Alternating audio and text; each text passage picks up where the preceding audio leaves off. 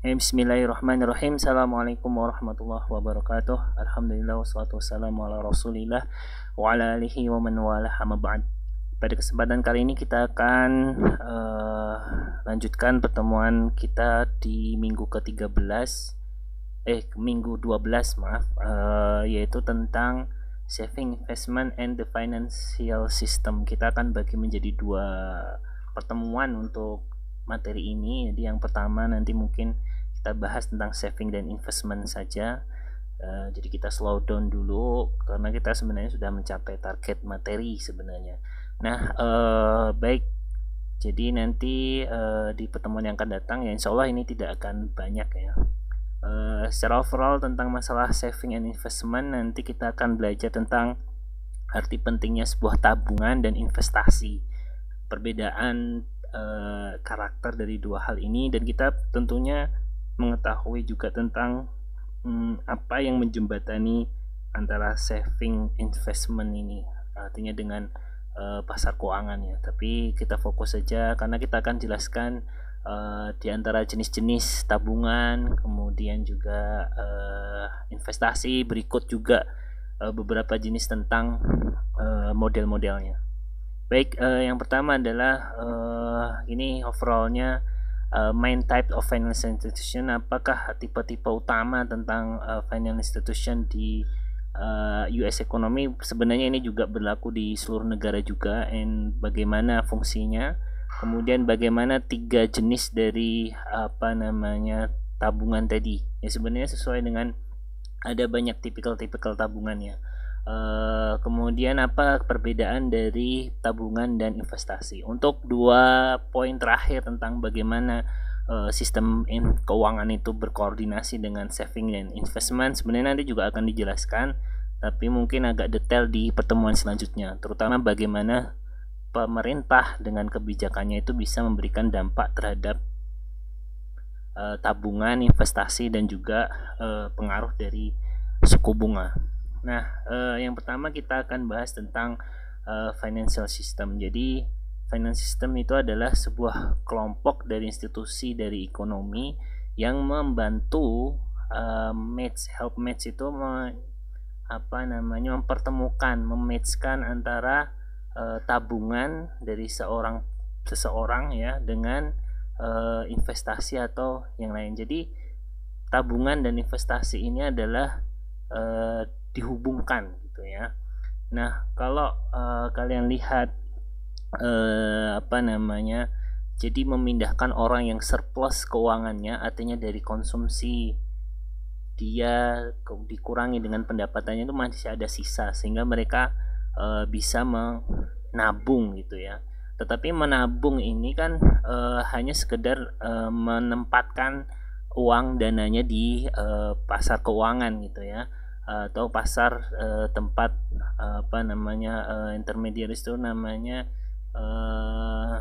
perantara ya. Tetapi orang-orang yang pengusaha yang ingin melipat gandakan usahanya, berekspansi lewat usahanya, biasanya mereka itulah orang-orang yang sedang berinvestasi. Jadi kalian harus berbeda. Kadang-kadang orang mengatakan saya menabung itu berarti sudah berinvestasi. Kalau dalam tataran ilmu makro itu belum dikatakan investasi, karena investasi itu adalah yang berkaitan langsung terhadap modal untuk kalian bisa mendapatkan pendapatan baru. Tapi hanya sekedar Pak kan sudah menambah, ada bunga atau bagi hasil, tapi itu sebenarnya dalam tataran makro bukanlah investasi, itu masih tergolong dengan to saving.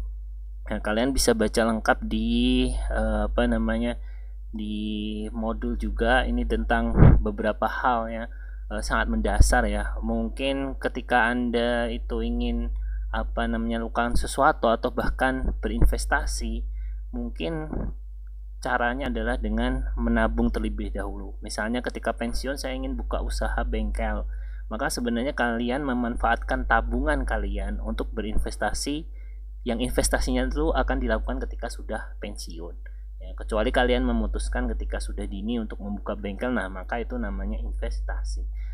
Karena memang untuk berinvestasi itu butuh banyak modal, di antaranya salah satunya bisa tabungan, tapi juga bisa meminjam uang atau dari bank dan sebagainya. Tapi yang jelas kita tentunya harus membayar. Kalau dalam terminologi konvensional ada bunga dari pinjaman uang yang kita lakukan.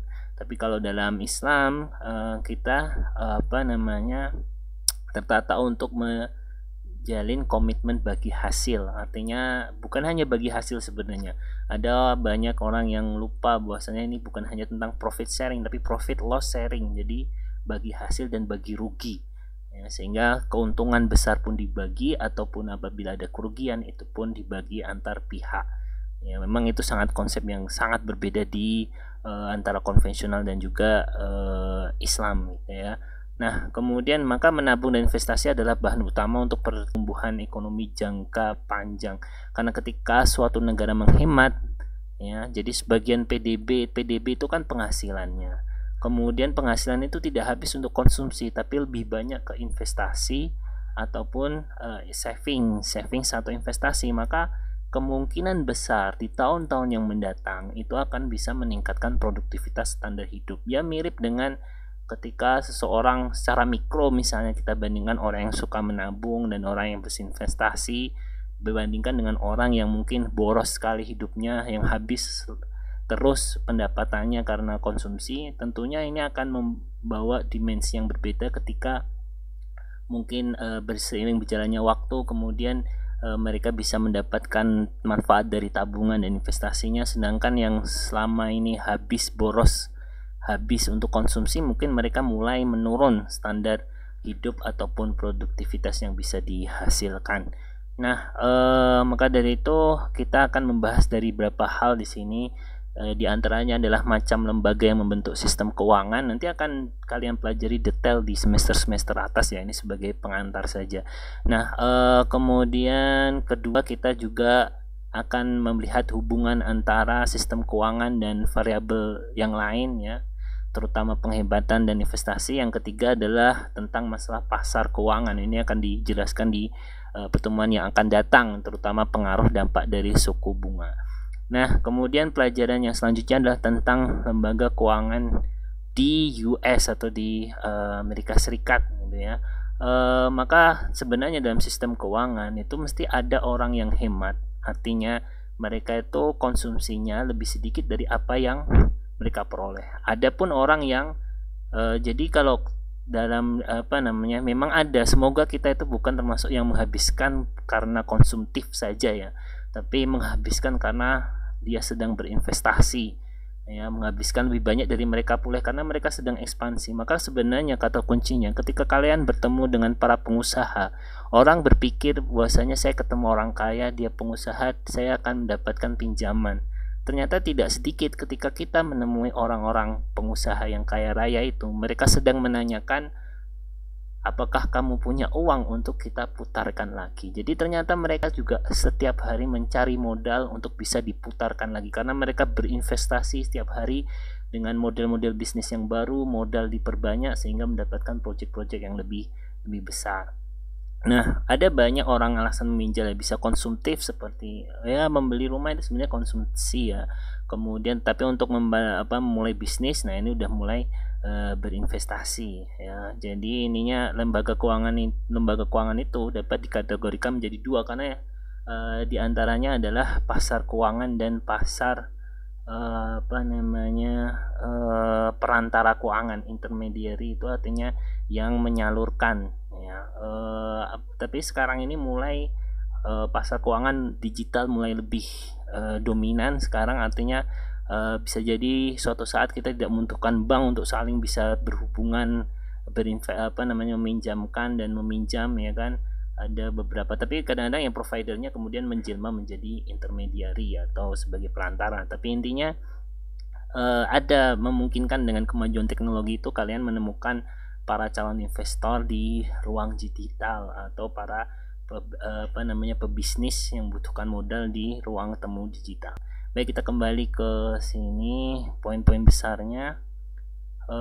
Kemudian yang menarik yang lainnya adalah, maka tadi ada melalui lembaga institusi ya, inilah beberapa jenis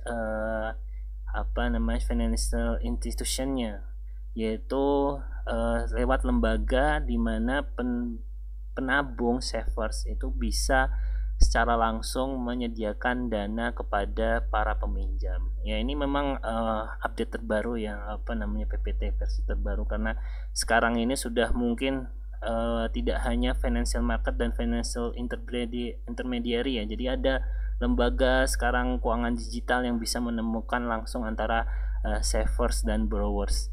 Kemudian ada pasar keuangan. Pasar keuangan itu seperti pasar obligasi dan pasar saham. Itu pasar keuangan. Sedangkan pasar intermediary ya kalian tentunya tahu, ada bank, ada lembaga pembiayaan dan lain sebagainya. Nah, kemudian kita bahas tentang financial markets ya. Jadi ini adalah di mana para penabung itu bisa langsung untuk menyediakan dana kepada para peminjam atau istilahnya orang yang membutuhkan dana. Salah satunya adalah pasar obligasi. Jadi pasar obligasi itu adalah sebuah sertifikat hutang yang dimana menyatakan bahwasanya dia berhutang untuk memajukan usahanya. Ya, kita sering juga bukan hanya perusahaan ya, pemerintah pun juga sering mengeluarkan bond market, artinya obligasi ketika memiliki proyek-proyek yang besar seperti pengadaan listrik, kemudian pembuatan jalan tol, jalan layang dan lain sebagainya, bahkan program-program pemerintah yang lain. Artinya mereka membutuhkan dana untuk membangun investasi tersebut. Ya kan, diharapkan ketika usaha di suatu daerah oleh negara itu maju, otomatis pendapatan pajak dari daerah tersebut pun akan naik, dan itulah yang kemudian untuk membayar kembali pokok dan juga bunganya bagi untuk obligasinya. Kemudian ada pasar saham. Pasar saham adalah sebuah klaim, ya, artinya ini adalah sebenarnya hak pernyataan kepemilikan dalam sebuah perusahaan. Jadi partial ownership sebenarnya kata-kata kuncinya, yaitu kepemilikan secara parsial, sebagian kecil ya, tergantung saham yang sudah jumlah saham yang kalian beli. Itu adalah pasar saham. Jadi misalnya ketika kalian memutuskan untuk membeli saham Astra misalnya, maka kalian memiliki sebagian kecil kepemilikan dari perusahaan tersebut. Artinya ketika perusahaan itu semakin maju, kalian akan dapat mendapatkan bagi hasil atau lewat dividen yang dibagikan oleh perusahaan tersebut. Nah, tetapi kalau memang perusahaannya semakin turun performanya, misalnya karena terkena pandemi ya, diantaranya salah satu saham Astra itu memang yang terkena imbas luar biasa karena banyak pembatasan sosial ya, artinya banyak sekali sektor otomotif ini yang jatuh sehingga sedang turun marketnya ya. Mungkin ya keputusan mereka artinya membagi sahamnya kecil ataupun bahkan mungkin menunda dividen atau menunda bagi hasil dari atau keuntungan dari penjualan yang mereka telah lakukan. Ya, kalau kalian baca di modul itu akan lebih jelas, ada banyak hal di sana yaitu tentang pasar keuangan tadi ya, ada obligasi, ada ilustrasi juga. Jadi ketika obligasi ini dikeluarkan sebenarnya dalam rangka untuk investasi ya, tapi belum tentu investasi. Kalau seandainya orang, tapi jarang ada yang melakukan demikian ya, mengeluarkan obligasi tapi nggak punya target usaha gitu ya. Tapi sebenarnya pasar obligasi inilah untuk menaikkan produksi, menaikkan modal, sehingga ketika mereka obligasi ini mereka mengeluarkannya itu untuk mendirikan pabrik-pabrik baru dan lain sebagainya ya. Jadi ada karakteristik dari obligasi ini yang tidak disebutkan di PPT tapi ada di modul, yaitu adalah jangka waktu ya. Jadi obligasi itu pasti memiliki jangka waktu. Ada yang jangka pendek, ada jangka panjang. Intinya ketika jangka panjang resikonya lebih tinggi dibandingkan jangka pendek. Namun diantaranya sebagai sebuah hukum investasi ya, setinggi resiko itu, setinggi itu pula potensi keuntungan yang bisa didapat. Kemudian kedua adalah resiko kreditnya ya, ini salah satu karakter dari obligasi karena itu surat utang, bisa jadi gagal bayar, bisa jadi bisa membayar. Apakah ada kasus gagal bayar? kalian tentunya tahu bahwasanya ada perusahaan keuangan yang kemudian menjadi bermasalah gitu ya. Jadi karena dia janjinya bisa bayar tapi nggak bisa bayar. Apa faktornya? Macam-macam. Usahanya kemudian jatuh lah, atau mungkin dia sedang mendapatkan musibah dalam unit bisnisnya sehingga tidak bisa mengembalikan ini. Kemudian dari resiko kredit ini, kalau kalian nanti belajar lebih spesifik lagi tentang pasar saham, kalian akan tahu tentang masalah rating dari resiko yang kadang-kadang digambarkan lewat rating dari pasar keuangan ya. Ada triple A dan sebagainya. Intinya ketika semakin A, banyak A-nya, semakin aman, tapi ketika D semakin berpotensi memberikan resiko yang besar. Tapi sebesar resiko itu ada potensi ini. Dan ketika kita tahu bahwasanya ada beberapa perusahaan asuransi misalnya ya milik pemerintah itu yang kemudian dia mengalami gagal bayar klaim asuransi, artinya dia harusnya mengembalikan kepada pemilik polis, tapi dia karena kesulitan keuangan tidak bisa membayar kembali karena ternyata ya diantaranya mereka mengalami kegagalan investasi ya, karena ternyata mereka berinvestasi kepada hal-hal yang berisiko tinggi yang ternyata mereka tidak dapat untungnya tapi dapat kerugiannya yang tinggi ya. Kemudian yang karakteristik yang lain adalah selain resiko, kemudian jangka waktu adalah perlakuan pajak, karena biasanya obligasi ini ada pajaknya tersendiri, dan pasar keuangan beberapa tipenya seperti pasar saham itu pajaknya bersifat final. Apa itu pajak final? Artinya ketika kamu dapat penghasilan seketika itu pula dapat pajaknya. Maka kadang-kadang kenapa sih pemerintah hobi benar nerbitin obligasi ya, diantaranya salah satunya adalah ketika menerbitkan obligasi mereka kemudian memberikan penghasilan juga kepada para investor obligasinya atau surat pembiayaannya, tetapi di satu sisi mereka juga mendapatkan pajak dari pemotongan keuntungan yang dibagikan pada para investor. Kemudian yang ini adalah pasar saham. Jadi pasar saham ini adalah bukan surat utang. Kalau saya suruh memilih di pemilik perusahaan, mana yang suruh memilih pasar saham atau pasar obligasi, saya memilih pasar saham. Karena kalau pasar obligasi kita sudah strict dengan keuntungan yang telah kita janjikan di awal ya. Itu konvensional. Kalau syariah dia hanya proyeksi aja, karena memang kalau di syariah tidak boleh memastikan bagi hasil apabila ya, memastikan sesuatu yang belum pasti. Sedangkan pasar saham ini juga termasuk yang cukup tidak pasti ya. Jadi kalau lebih aman memang aman obligasi, tapi saham itu lebih fluktuatif tapi bisa menjanjikan keuntungan yang lebih. Namun ada beberapa sebagai pemilik pengusaha atau pemilik perusahaan atau sebagai sisi perusahaan, keuntungannya adalah karena kita tidak terlalu memikirkan janji atau kesepakatan bunga tertentu, karena pembagian bagi hasil atau pembagian keuntungan dari saham itu ditentukan oleh pasar atau bahkan dividen. Kalau jual ada dua jenis keuntungan ya, namanya dividen, ada namanya keuntungan dari jual beli profit saham profit, artinya kita jual saham di harga yang beli di harga yang murah, jual ketika harga yang tinggi. Nah itu namanya taking profit. Tapi kalau dividen itu yang rutin dibagikan oleh perusahaan. Artinya memang untuk pasar saham ini bagi perusahaan resikonya lebih sedikit. Nah intinya itu. Oke, kemudian jadi ketika orang itu optimis tentang masa depan perusahaan, mereka kemudian ke depannya misalnya ternyata ini contoh banyak saham-saham di bidang teknologi naik drastis ya, karena mereka menganggap ke depannya semuanya akan bergantung kepada teknologi internet. Maka kemudian saham-saham di perusahaan-perusahaan teknologi itu kemudian naik terbang tinggi. Sedangkan perusahaan-perusahaan yang hanya mengandalkan fisik ya itu sangat menderita ya, karena contoh misalnya saham-saham retail yang memaksa orang harus beli ke tempat tersebut gitu kan, padahal sekarang sedang zamannya pandemi, itu semakin turun harga sahamnya. Itu jadi secara sisi resiko perusahaan dalam mencari modal itu lebih aman memakai saham, tapi memang keuntungan yang dijanjikan akan lebih besar. Nah itu adalah membahas tentang ini tadi ya, stock market, ya, bond market dan stock market. Sekarang kita bahas tentang financial intermediaries. Jadi ini adalah perantara keuangan. Jadi ini institusinya. Kalau tadi kita direct ya, secara langsung terjun ke mana obligasi yang saya pilih, mana saham yang saya beli. Kalau untuk financial intermediaries artinya kita memasrahkan kepada satu institusi.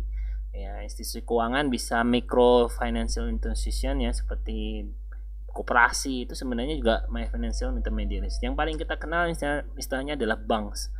Ya, kemudian yang terakhir adalah mutual funds, di mana mutual funds ini cukup baru ya, yang namanya reksadana. Jadi dia itu jual berbagai macam kepemilikan portofolio dari saham dan obligasi. Jadi kali kita ketika kita turun ke pasar saham dan obligasi, kadang ada disuruh memilih, menganalisis sendiri. Sedangkan reksadana ini kita memanfaatkan jasa manajer investasi untuk memikirkan mana saham dan saham dan obligasi yang paling bisa menguntungkan kepada kita, atau yang paling cocok dengan yang kita inginkan, gitu ya. Oke, sebelum kita bahas tentang proses sebuah krisis ekonomi yang berasal dari lembaga keuangan, maka di sini ada banyak hal yang intinya adalah peran lembaga-lembaga yang menjembatani antara saver dan peminjam. Artinya orang yang menabung dan orang yang menghabiskan apa yang ditabung, artinya menginvestasikannya. Kemudian maka bank adalah perantara yang paling akrab kita ketahui ya. Kita semuanya kadang mempunyai rekening bank, mungkin ada orang yang punya tabungan bank, deposito dan lain sebagainya, itu adalah merupakan sebuah tabungan. Kemudian ada reksadana, ini hal yang baru dan sekarang cukup berkembang. Artinya adalah dana sebenarnya untuk membeli pilihan ya, atau portofolio berbagai jenis yang isinya saham atau obligasi. Ya, jadi mereka juga harus menerima resiko. Tapi resiko reksadana ini tentunya lebih sedikit dibandingkan mereka bahkan bisa diberi di tengah-tengah ya, antara obligasi dengan saham ya. Karena yang paling aman memang obligasi ya, tapi tidak, kalau kita hanya stick di obligasi saja, maka ada potensi keuntungan yang bisa hilang, artinya yang seharusnya bisa kita temukan juga terutama di pasar saham. Maka ini adalah gabungan ya, jadi istilahnya gado-gado menurut saya. Reksadana secara mudah mendefinisikan dengan kata-kata gado-gado, karena kita memiliki prinsip jangan menaruh semua telur Anda dalam satu keranjang, karena ketika satu keranjang itu pecah maka kita tidak punya telur sama sekali karena semuanya pecah. Tapi ketika kita bagi telur-telur itu kepada berbagai tempat, maka ketika ada satu yang pecah, yang satu yang dan beberapa yang lain diharapkan masih bisa kita manfaatkan ya. Itulah sedikit penjelasan tentang masalah pasar bukan pasar saham, reksadana ya. Kemudian ada cerita menarik di situ dalam modul dan juga buku ya. Jadi kisah, kalau kalian mungkin ada yang sudah mulai start menjadi investor saham, biasanya ada 3 poin yang diperhatikan oleh stock watcher, artinya orang yang memperhatikan gerak-gerik saham ya. Ada harga ya, harganya pas naik atau pas turun. Kemudian ada dividen itu adalah keuntungan yang dibagikan oleh perusahaan ya, tergantung setiap kali mereka rapat umum pemegang saham. Kemudian ada rasio penghasilan atau PER namanya, earning istilahnya itu per earning ratio ya. Artinya dia adalah perbandingan antara harga saham dengan keuntungan saham yang mereka bagi. Tapi kadang-kadang karena yang paling sulit ditentukan adalah keuntungan yang mereka bagi, karena itu yang menentukan adalah pemain besar atau pemilik saham terbesar. Apakah bagi hasil itu naik atau turun. Jadi cukup fluktuatif sekali ya cara pembagiannya untuk earning rasio per share ini ya. Jadi setiap sahamnya itu mampu memberikan berapa keuntungan, istilahnya itulah. Tentunya kita ingin semakin banyak paham saham yang kita beli semakin banyak bisa menguntungkan, dan intinya itu. Nah, ini ada sebuah ilustrasi tentang my mutual fund did great this week. Mutual fund itu reksadana. We don't have money in mutual fund. I know, I just pick one and root for it. Jadi root saya menanamnya. Jadi apa namanya? Dia memilih salah satu ya, karena reksadana itu bisa jadi potensinya cukup besar karena dia dan ini adalah salah satu peluang dari pekerjaan apa namanya manajer investasi ya. Nah, kita akan ambil cerita tentang masalah for your information only tentang masalah financial crisis di tahun 2008. Ya, jadi ini yang bisa inilah salah satu keuangan krisis di Amerika Serikat dan di bahkan mungkin seluruh dunia kena waktu itu tahun 2008. Dan juga ada apa namanya sedikit angka pengangguran ya yang kemudian menyebabkan hal tersebut. Ya, jadi mendorong kepada deep resesi ya, resesi yang dalam artinya ini bahkan di Amerika. Kemudian tapi tidak dengan Prancis ya, tapi diantaranya yang paling dalam adalah USA, Kanada juga mengalami. Oke. Nah, diantaranya ini tahapan-tahapannya. Diantaranya adalah ketika terjadi harga-harga yang turun bahkan sampai 30%, karena waktu itu krisis properti waktu itu yang bermuara pada insolvencies debt financing. Jadi ada yang apa namanya homeowner stop paying their mortgage. Jadi ketika orang beli rumah, mereka kan biasanya minjam dana, tapi ternyata banyak orang itu tidak bisa lagi membayar apa namanya tunggakan cicilan mereka. Nah, itulah yang mengakibatkan menjadi awal krisis di tahun 2008. Kemudian karena bank itu yang mengharapkan pembayaran cicilan dari homeowners itu akhirnya gagal, maka kemudian ada kejatuhan dalam kepercayaan diri dalam financial institution. Jadi mereka mulai nggak percaya ya, pulling their funds out of finance. Jadi mereka kemudian ada sebagian, wah apa namanya kan bank itu sebagian dananya dipinjam oleh orang-orang yang nyicil rumah ya. Kemudian orang-orang itu kan orang-orang yang butuh dana ya, apa namanya investment ya, orang yang ya apa namanya membelanjakan yang sedang membutuhkan dana di luar penghasilan mereka karena penghasilan mereka kurang ya kan, untuk membeli rumah kan cukup modal yang banyak. Nah, sehingga tetapi ada yang lainnya adalah sebagian orang yang mereka itu penghemat yang memiliki banyak dana di lembaga keuangan. Nah, mereka ini merasa terancam apabila selama tetap mereka menaruh dananya di lembaga keuangan, takutnya tidak akan bisa kembali, sehingga kemudian mereka melakukan pulling their fund, artinya menarik uangnya dari lembaga keuangan. Itulah yang kemudian menyebabkan bank-bank itu tidak memiliki apa namanya mengalami krisis ya, krisis likuiditas atau krisis dana yang bisa dipakai untuk beroperasi ya. Kemudian ada sehingga para peminjam tidak bisa mendapatkan dana lagi ya, terus nggak ada yang minjemin karena tidak percaya diri terhadap apa namanya tentang masalah itu tadi ya, kepercayaan diri terhadap mereka yang awalnya pengen menyimpan dananya di lembaga keuangan dengan target apa namanya keuntungan yang mereka telah tentukan ya, sehingga mengalami ada namanya economic downturn, kemudian ada penurunan ekonomi ya, kemudian GDP-nya pun juga anjlok dan tingkat pengangguran akan sangat tinggi. Ini juga seperti saat ini pandemi, ada beberapa berita itu bahkan di Amerika Latin angka pengangguran itu sudah menyentuh angka 10%. Jadi kalau ada 1 juta penduduk maka 100.000 orangnya pengangguran, itu di Amerika Latin. Ya, maka kalian harus bersyukur dengan keadaan di Indonesia ini yang cukup di apa namanya anugerahi pasar domestik yang cukup bisa membantu ekonomi yang lain. Kemudian sehingga mengakibatkan vicious circle. Vicious artinya brutal, circle artinya dangerous, ada sesuatu lingkaran yang berbahaya yang akhirnya menurunkan keuangan, nilai-nilai aset yang semakin menambah buruk krisis keuangan ketika itu.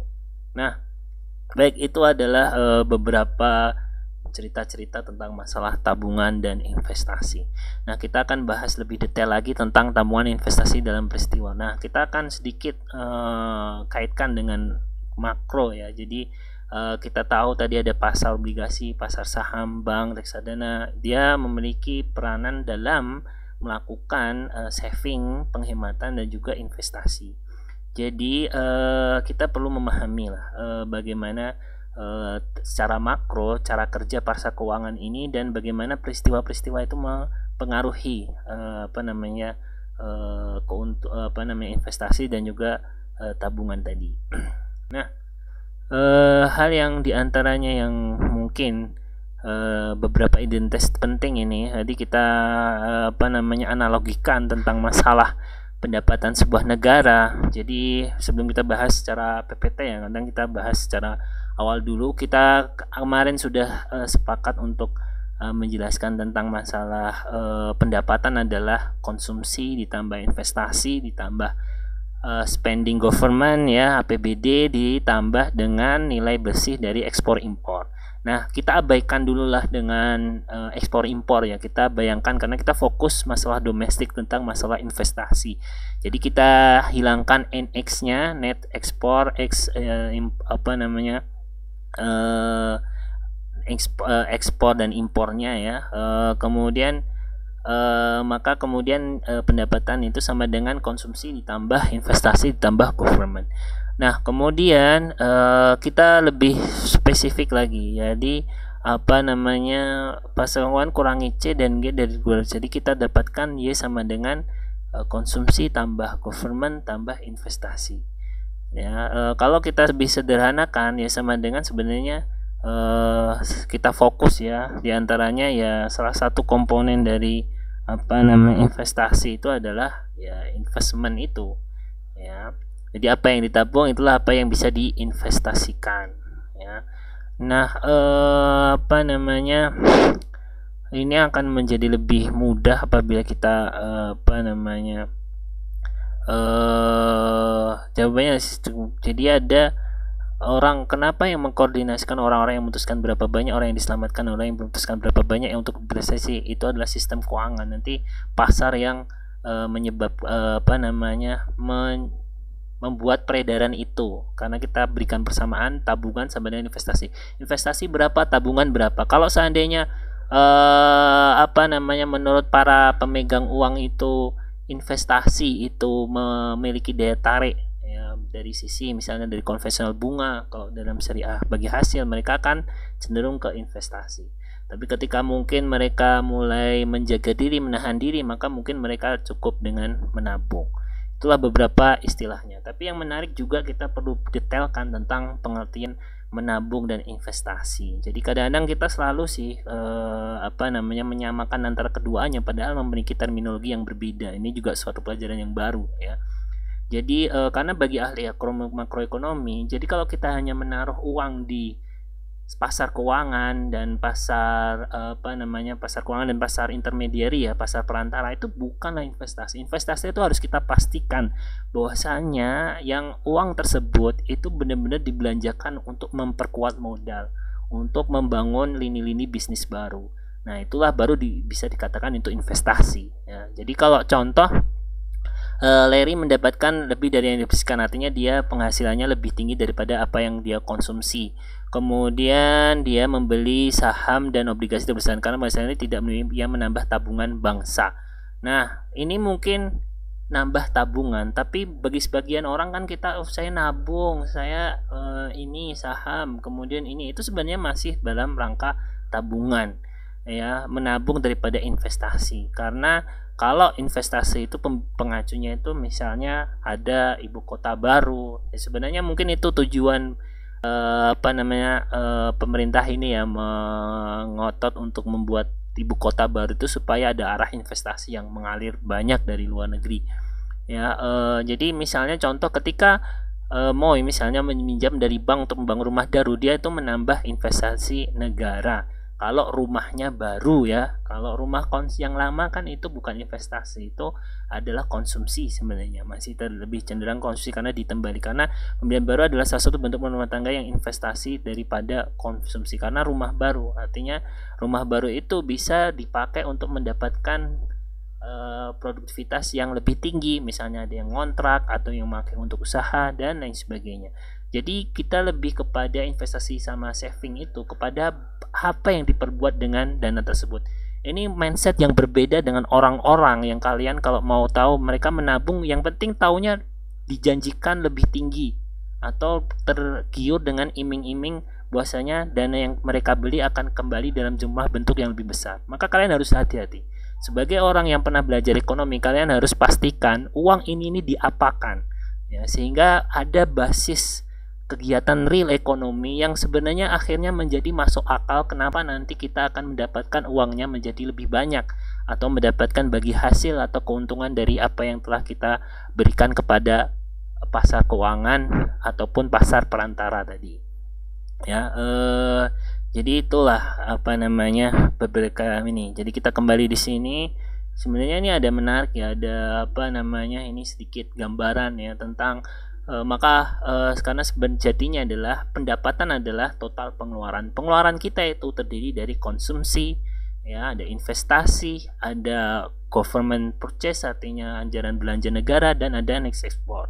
Kemudian kita anggap sebagai close ekonomi tertutup, sehingga yang kita anggap adalah CING. Dan kemudian I itu adalah maka persamaannya sama dengan pendapatan dikurangi konsumsi dikurangi government spending, ya. Jadi karena memang kita kan ada karena kita tataran makro ya. Kalau mungkin orang tataran apa namanya mikro mungkin cukup saja artinya yang kita tabungan dan investasi kita atau investasi kita adalah dari tabungan dari pendapatan dikurangi konsumsi.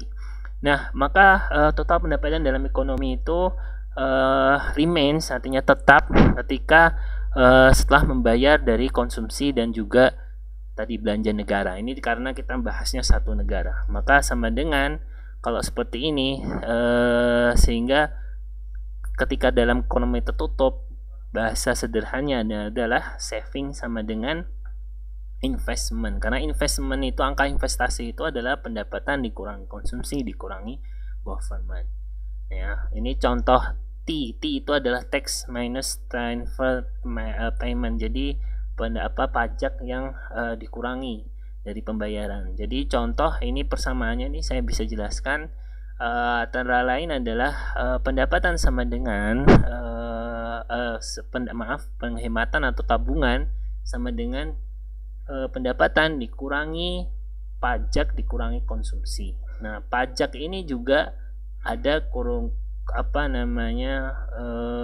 dikurangi government tadi, ya kan, karena dari sebagian pajak yang dibayarkan masyarakat itu kan dipakai untuk membayar para aparatur negara dan anggota DPR dan lain sebagainya.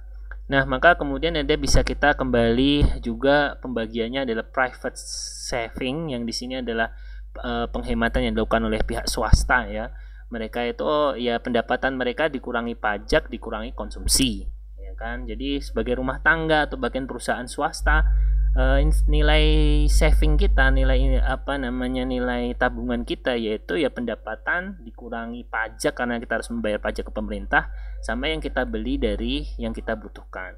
Sedangkan public saving itu kan artinya uang rakyat, ya. Uang rakyat itu dikurangi dengan belanja negara. Maka di sini pendapatan pajak yang has left itu artinya yang government yang sisanya yang dimiliki pemerintah setelah dibayarkan untuk anggaran APBD dan lain sebagainya. Maka ketika kita sebagai orang swasta itu dan sebagai penduduk berhak kita untuk menuntut transparansi dari penggunaan APBD dan APBN-nya.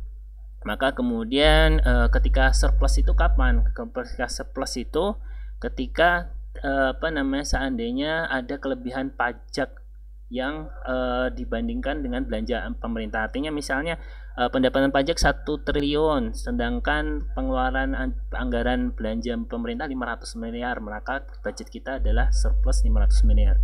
Tapi negara kita kayaknya selalu defisit, ya, bahkan utang sampai ke luar negeri, ya.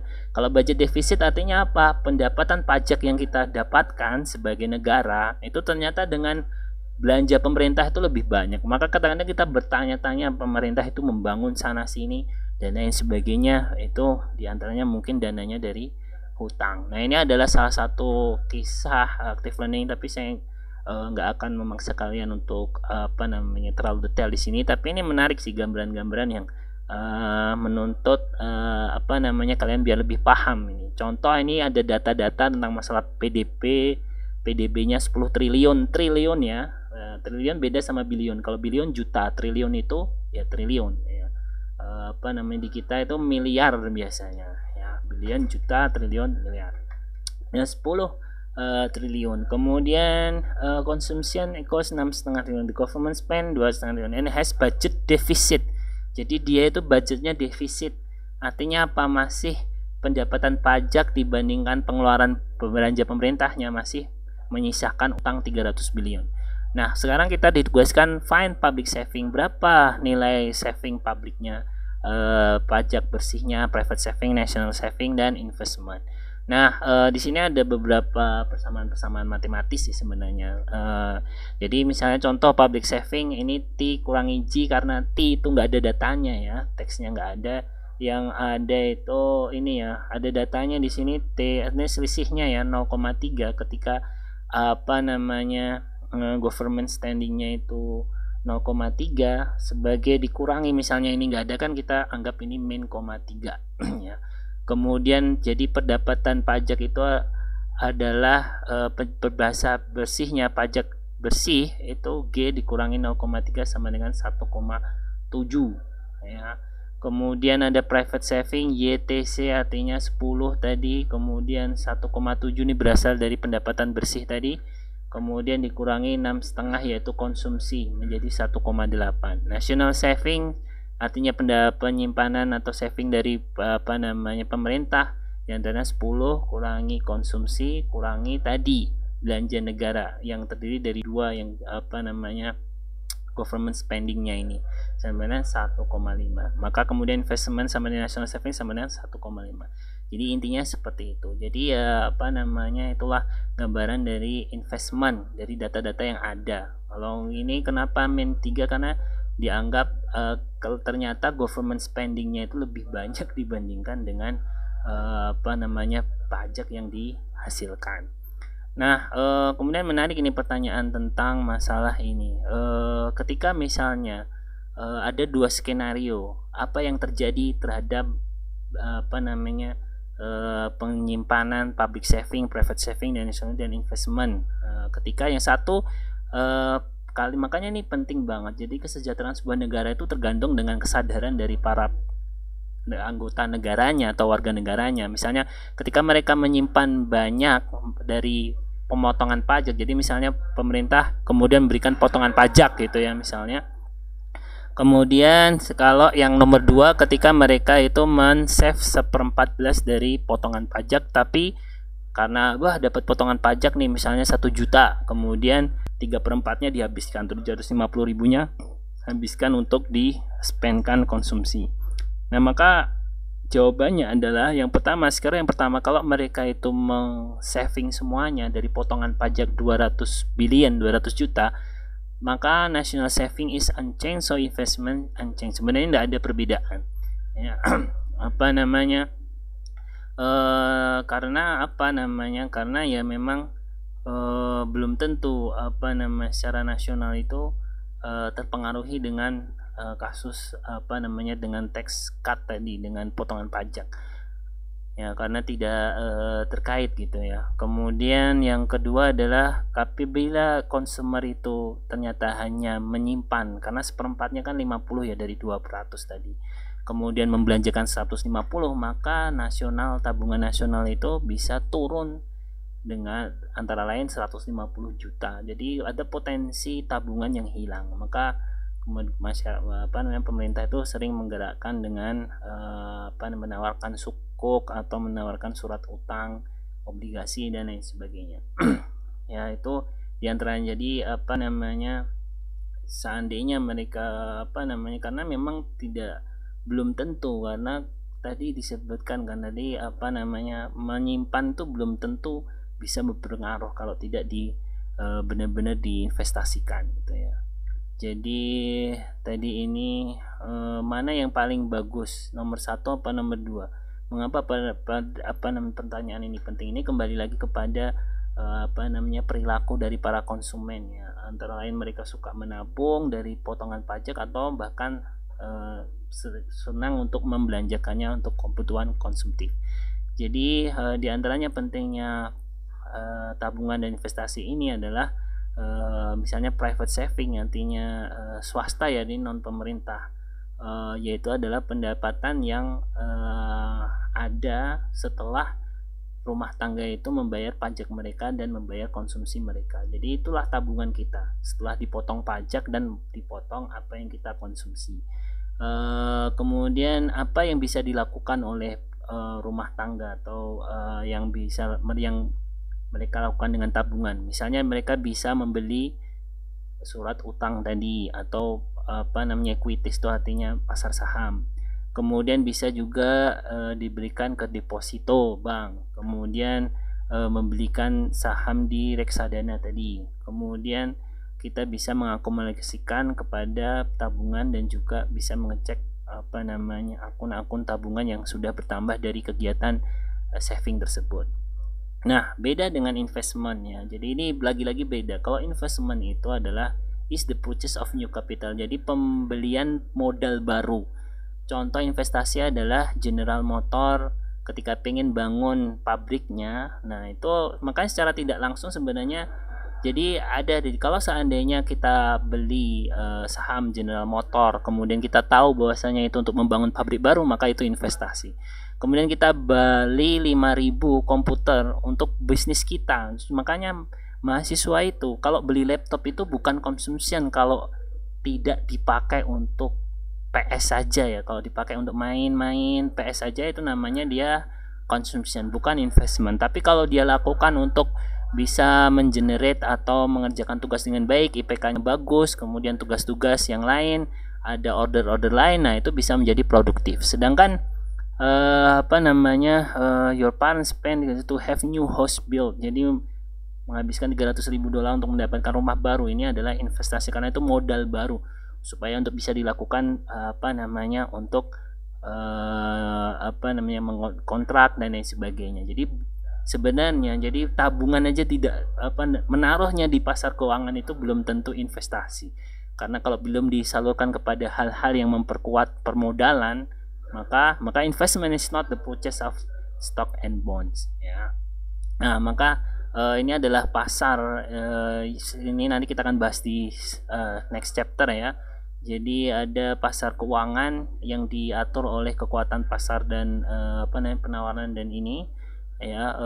Jadi diantaranya kalau para pembeli itu mereka itu menabung supaya bisa menguatkan daya beli mereka di masa mendatang. Sedangkan para peminjam itu adalah memanfaatkan kapital modal untuk memproduksi barang dan jasa di masa depan. Tapi kalian menarik di sini, borrowers itu berarti bukanlah orang-orang yang pasti kita anggap orang minjem dana untuk konsumtif, untuk beli HP baru, motor baru dan lain sebagainya, itu bukan di terminologi dalam makro ya.